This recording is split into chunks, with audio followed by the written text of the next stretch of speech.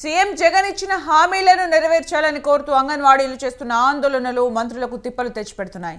గత 15 రోజులుగా ఆందోళన చేస్తున్న అంగన్వాడీలు తమ పోరును ఉధృతం చేస్తున్నారు.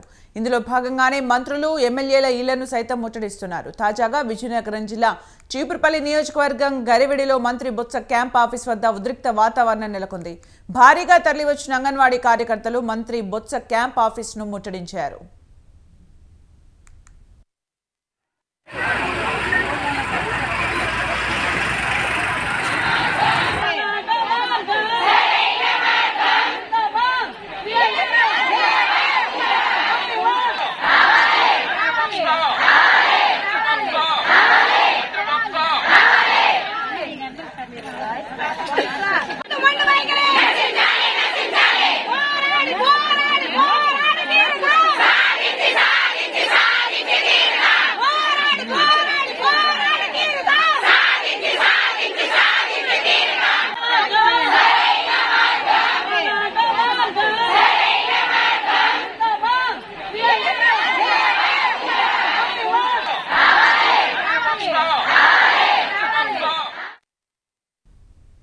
సీఎం డౌన్ డౌన్ అంటూ పెద్ద ఎత్తున నినాదాలు చేశారు అంగన్వాడీ కార్యకర్తలు. తమ డిమాండ్లు పరిష్కరించేంత వరకు పోరాటం ఆపమని కార్యకర్తలు నినదించారు.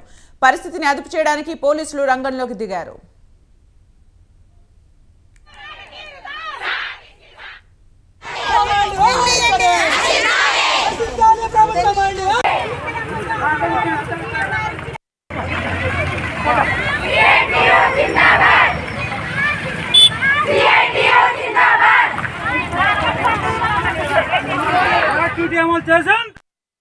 ఇచ్చాము తెలంగాణ కన్నా అదనం వేతనం అని చెప్పి మన ముఖ్యమంత్రి గారు రాగానే 1000 రూపాయలు పెంచడం అయితే పెంచారు గాని మా బ్రతుకులతో ఆడుకుంటున్నారు. సంక్షేమ పథకాలన్నీ కట్ చేస్తారు. ఒక వితంతు 7000 జీతంతో ఎలా బతుకుతుంది అనుకుంటున్నారు. సంక్షేమ పథకాలు కట్ చేసి ఎక్కడో వాళ్ళకి నచ్చిన రాజకీయ నాయకుల దగ్గర వాళ్ళేమో లోపాకారం ఇచ్చుకుంటున్నారు. కొంతమందికి ఇప్పుడు కొంతమంది 62 సంవత్సరాల నిండిన వాళ్ళు ఉన్నారు భర్తలు, వాళ్ళకి పెన్షన్లు అయితే లేవు. సంక్షేమ పథకాలన్నీ కట్ చేసి 1000 రూపాయలు పెంచి ఎవరు పెంచమన్నారో అని అడుగుతున్నాం ఈ ప్రభుత్వాన్ని. 1000 రూపాయలు ఏంటి మీ దయాదాక్షిణ్యమా?